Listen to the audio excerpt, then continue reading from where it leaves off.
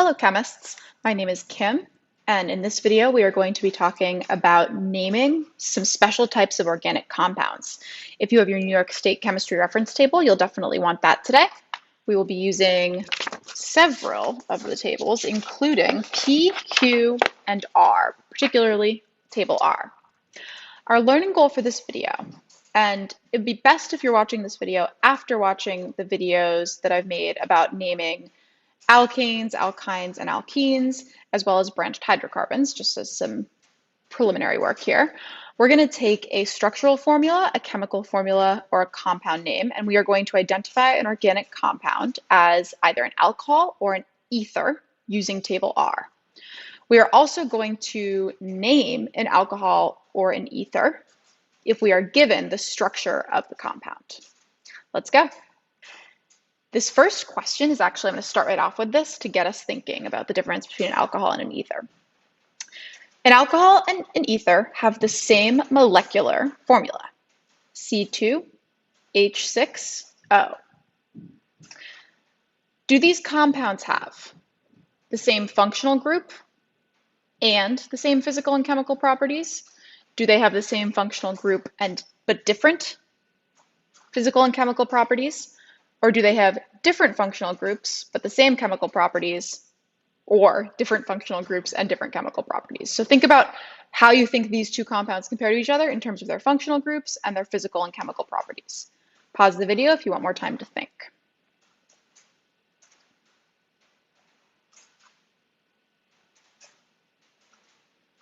So though we have not talked about functional groups yet, if you turned to table R, which has our functional groups on it, you may have noticed that there's different rows for these two types of compounds. So the answer is number 4. These two substances have different functional groups and different physical and chemical properties. If you want to envision how alcohol and ether could have the same molecular formula but different structural formulas, this is what the alcohol version would look like, and this is what the ether version would look like. We're going to pick apart what makes these two structures different. And keep in mind that a compound structure determines its properties, more so than just the number of carbons, hydrogens, and oxygen in the atom, right? It really matters how those atoms are arranged and what's bonded to what. So looking at table R, I see alcohol in the second row, and I see ether in the third row. They're right next to each other. If I look at the actual structures on the screen, I see that the alcohol is the left-hand version of C2H6O because it has the OH group. The right-hand molecule is the ether. We're going to break this down a little bit more. Let's start with alcohols, and let's think about how this table is describing them. So table R describes the functional group, the general formula, and gives an example of a skeletal formula and a name or a condensed formula, a condensed formula and a name for each class of compounds. So the functional group on an alcohol is an oxygen atom that is single bonded to a hydrogen atom coming off of a hydrocarbon chain, usually. Its general formula is ROH, where, don't be confused by the letter R. You're not going to find R on the periodic table. It's not an element. It just means any group of bonded atoms. And naming alcohols is not that different from naming branched hydrocarbons. In fact, it's actually, I think, a little bit easier. The first step is to number the parent chain of the alcohol. The second step is to identify the parent chain's prefix based on its number of carbons. We'll use table P for that. The third step is to set up your numbers on your parent chain so that the oxygen in the alcohol is branching off from the lowest possible carbon number. And then finally, write the name. And the name is 3 parts: a number, a prefix, and the ending anol. That anol ending tells us that we have an alcohol. Don't worry, we're going to do an example now. Let's take a look at how 1-propanol got its name in the example in the reference table. So 1-propanol, if we break apart that particular name, we think about the fact that the number is telling us what number is oxygen coming off of carbon in the parent chain. The prefix is telling us the number of carbons in the parent chain, and the anol is telling us about the identity of the alcohol, or the fact that it is an alcohol, we can use table P and table R combined to figure out how this would be drawn.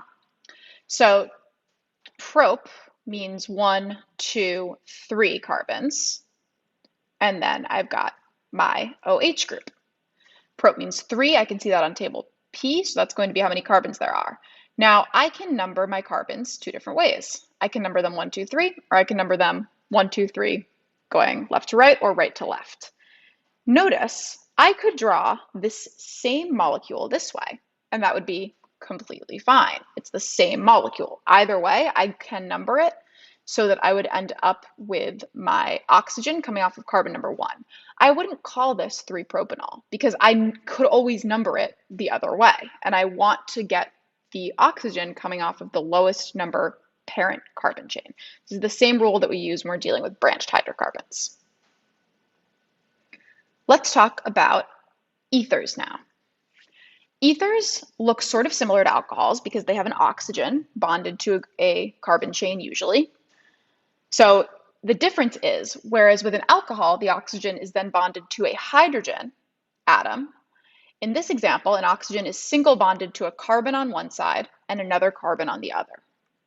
The general formula is ROR prime, where R is any group of bonded atoms, and then R prime is another group of bonded atoms. R and R prime could be the same, but they don't have to be. You'll see what I mean in a moment.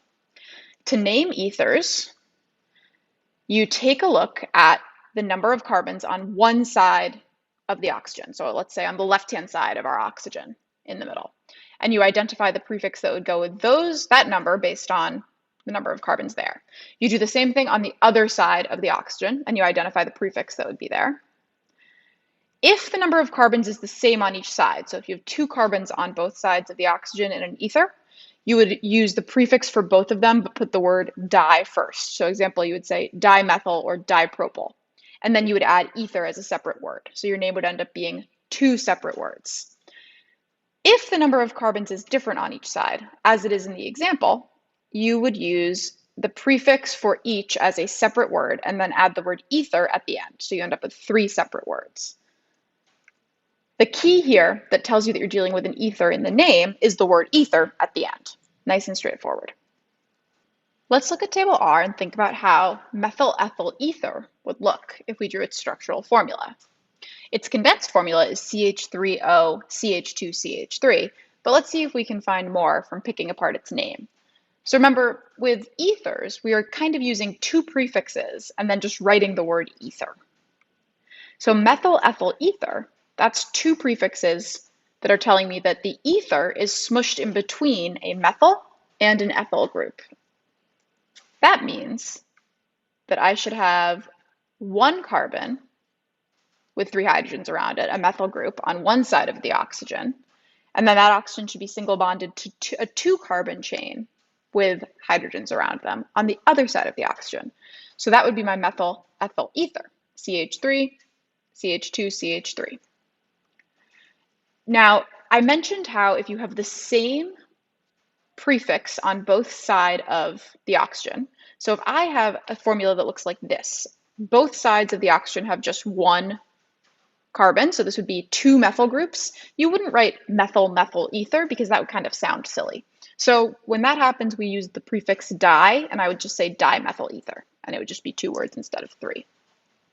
Let's do some practice. So you're going to decide whether or not you think this is an alcohol or an ether, and then you are going to name the formula. Take about 30 seconds. Pause the video if you need more time.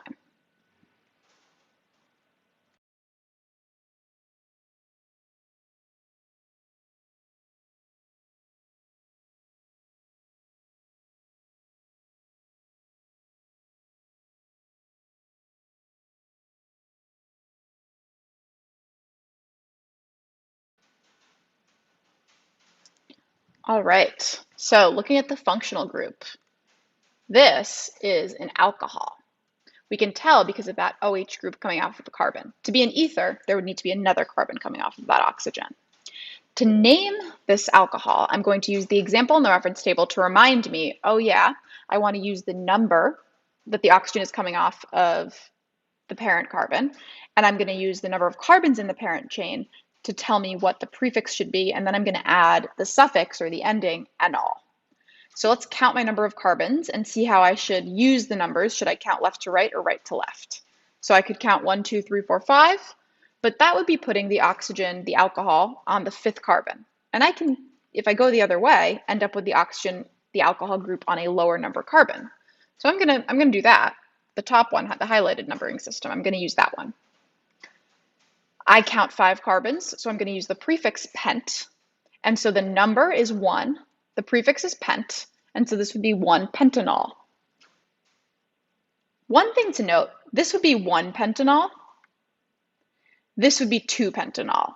Notice the oxygen in the alcohol, in the OH, can be on different carbons. It doesn't need to always be on the first carbon like it has been in these first 2 examples. You do need to make sure that you're always numbering your carbon parent chain so that the oxygen is ending up on the lowest number possible.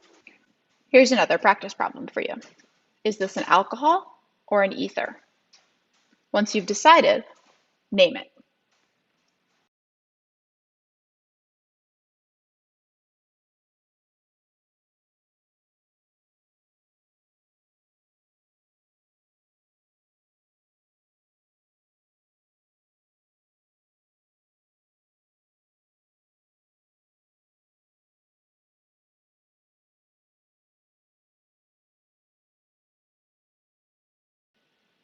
So this is an ether. I can tell because I've got that oxygen, and on either side of the oxygen, there's a carbon. The oxygen is in the middle of the chain. It's kind of continuing the chain of carbons, interrupting that chain. And on one side of the oxygen is a single bond to a carbon. On the other side of the oxygen is a single bond to a carbon. That's what tells me this is an ether. To name this molecule, I want to remember when I'm naming ethers, I can look at the example in table R. I need to do prefix, prefix, ether. And my prefixes come from the number of carbons on each side. Now I count 2 carbons on each side. Using table P, that means I'm using the prefix ethyl. But I don't think I want to say ethyl, ethyl ether. Remember, when we've got the same number of carbons on both sides of the oxygen, I use the prefix di, which means 2. So this is diethyl ether. I know that eth also means 2. It's very irritating when you have multiple prefixes that mean 2, but there we have it. So this is diethyl ether because it is an ether, and on either side of the oxygen, there is an ethyl group, 2 hydrocarbon chain. Here's another. I'm going to set the countdown clock to 20 seconds. Pause it if you need more time.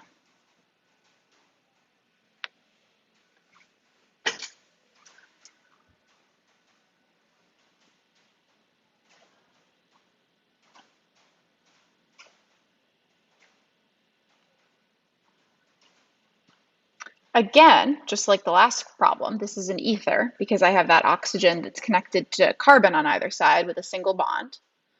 So when I name this ether, I'm going to use the number of carbons on each side of the oxygen to determine my prefixes. So I'm going to count my carbons. I've got 1, 2 on the left-hand side and 1, 2, 3, 4 on the right-hand side. Looking at table P, those prefixes will be F and but.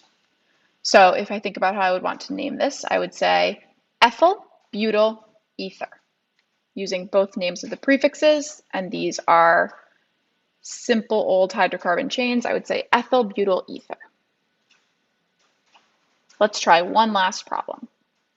Now here, I want you to do something a little bit different. Don't name this molecule, but I would like you to circle and label the ether functional group, and I would like you to circle and label the alcohol functional group, or identify them on your screen if you are not writing this molecule down. I'll give you about 10 seconds here. Pause the video if you need more time.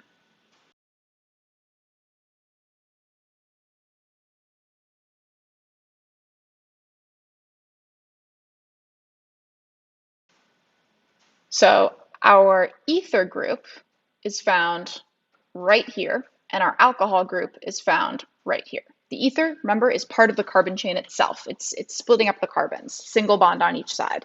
The alcohol is not always on the end of the molecule, but the oxygen is always bonded on one side to a carbon and on the other side to a hydrogen. It's not like there's a chain that keeps going after the other side of that oxygen. It's just a hydrogen and then it stops. Let's check back in on our learning goals. You can always do more practice with these naming problems, but at the very least, you should feel more confident using table R to identify an alcohol versus an ether, and identifying those compounds using their name or their functional group, and going back and forth from their structural formula to their name. Nice job today.